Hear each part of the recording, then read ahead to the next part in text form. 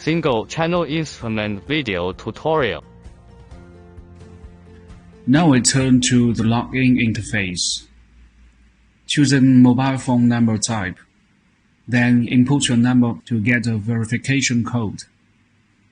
It shows that the code has been sent. Input the code to log in. Next step is to set a new measurement. Input a number you like to name the measurement file, like 112. Then turn back and confirm the information. Now we add the measurement setting interface.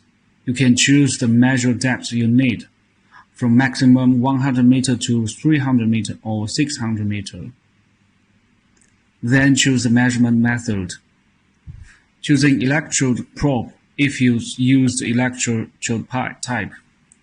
Choosing persistent probe if you use the wildness sensor. This time we use wildness sensor, so choose the first one.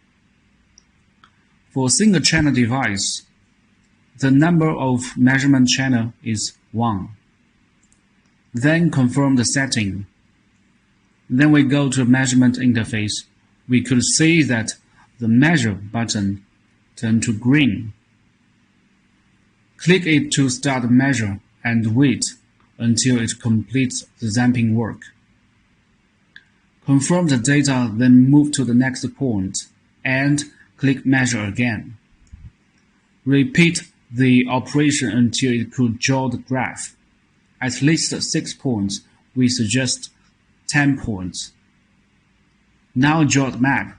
Click draw and choose isoline graph.